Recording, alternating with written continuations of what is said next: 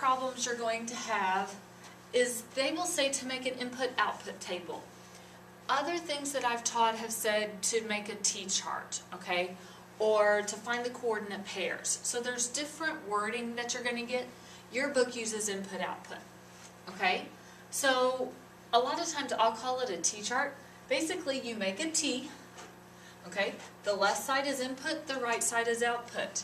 You could also say that going back to our vocabulary, the input is the X value, the output is the Y, okay?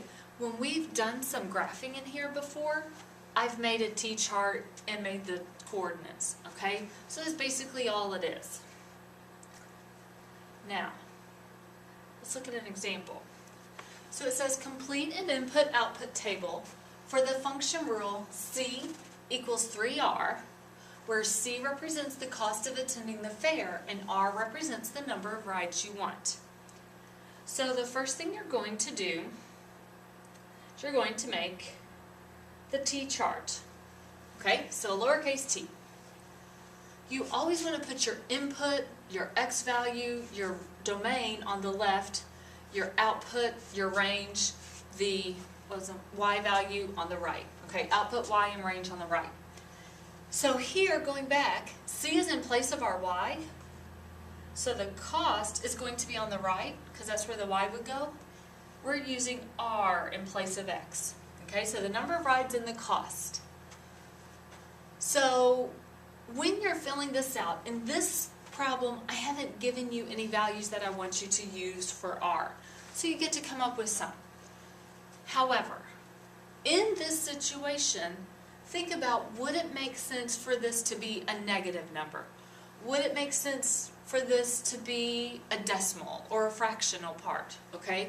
In this case, no, you can't ride half a ride. And you can't ride -2 rides. So I may do 1, 2, and 3. Okay?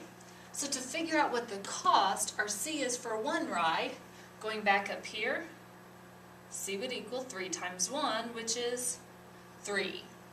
For this one, I'll put 2 in place of my R. So C equals 3 times 2, which is 6.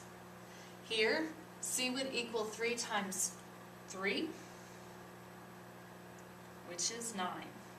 Okay? So I just substituted my R value, that number, in place of the R up here, and then figured out what that was. I just multiplied. Okay? So here's my input-output table. Now, I want you to try this one. If you can't read it, go ahead and just listen to me. I'm going to read it in a second. And then go ahead and work it out on your own, and then press play to figure it out, if you did it right. Complete an input-output table for the function rule D equals 1/10 m, where D represents the distance you have run, and m represents the number of minutes you have been running.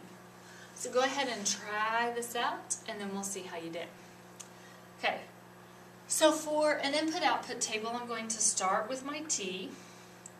In this case, D is my Y, M is my X. Remember, you can choose whichever numbers you want. I'll start with 1 and 2 because I bet that's what some of you chose, but then I'm going to go on and choose 10, just to make this a little bit easier, okay, since we have a decimal up here. So for the D, here, the D is going to be 1/10 times 1. In this case, it'll be 1/10. For M is 2, D will be 1/10 times 2, which will be 2/10. Okay?